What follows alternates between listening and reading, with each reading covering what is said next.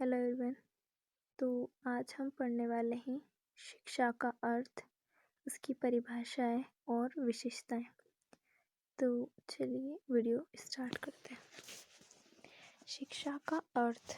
अब शिक्षा का अर्थ जो है उसको समझेंगे हम।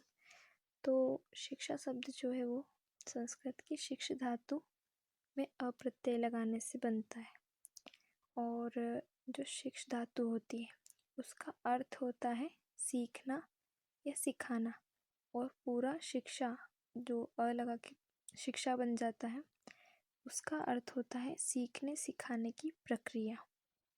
ठीक है। और जो शब्द शिक्षा है उसको हम इंग्लिश में एजुकेशन लिखते हैं। तो एजुकेशन शब्द का मतलब जो है वो कहाँ से आया है? लैटिन भाषा के एजुकेटम शब्द से मिलकर बना है, जिसका अर्थ होता है आंतरिक शक्तियों को बाहर निकालना। यानी कि इसके अर्थ से हम अच्छी तरह समझ सकते हैं कि शिक्षा मनुष्य के आंतरिक शक्तियों को विकसित करने का कार्य करती है ना। और शिक्षा जीवन पर्यंत चलने वाली प्रक्रिया है।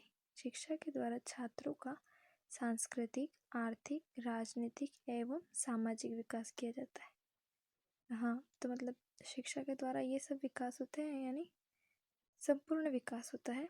संपूर्ण विकास में क्या किया जाएगा? सांस्कृतिक, आर्थिक, राजनीतिक और सामाजिक विकास होता है। ठीक है। तो अब इसके बाद में हमने ये शिक्षा का अर्थ समझ लिया। अब हम पढ़ेंगे शिक्षा की परिभाषाएं। तो अलग अलग वैज्ञानिकों ने शिक्षा की परिभाषाएं अलग अलग दी हैं।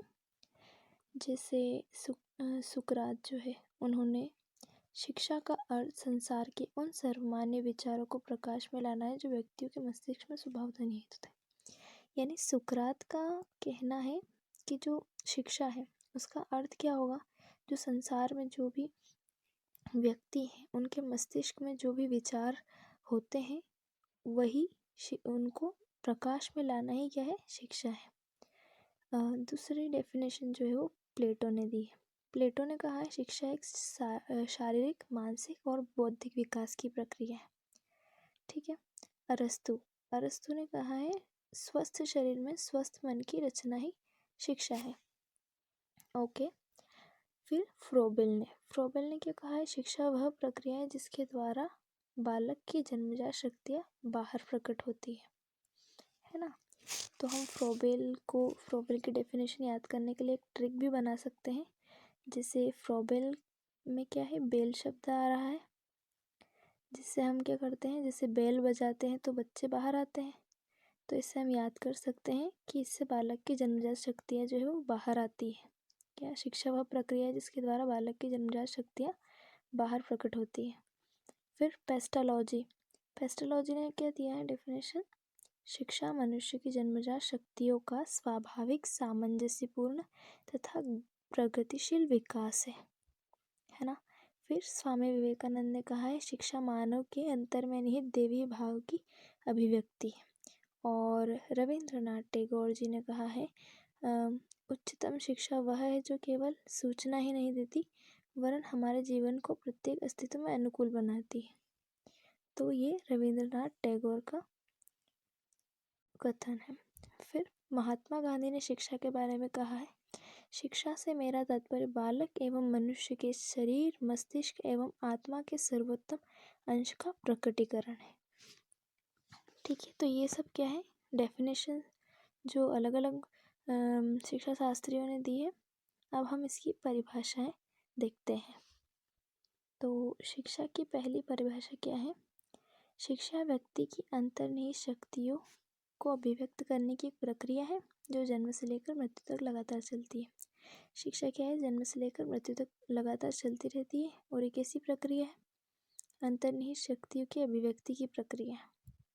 फिर दूसरा आ जाएगा शिक्षा के माध्यम से व्यक्ति का सर्वांगीण विकास होता है। तो अभी हमने डेफिनेशन में पढ़ा था, महात्मा गांधी जी ने कहा था कि मतलब बच्चों का शारीरिक, मानसिक, बौद्धिक सभी तरह से विकास होता है, वही शिक्षा है।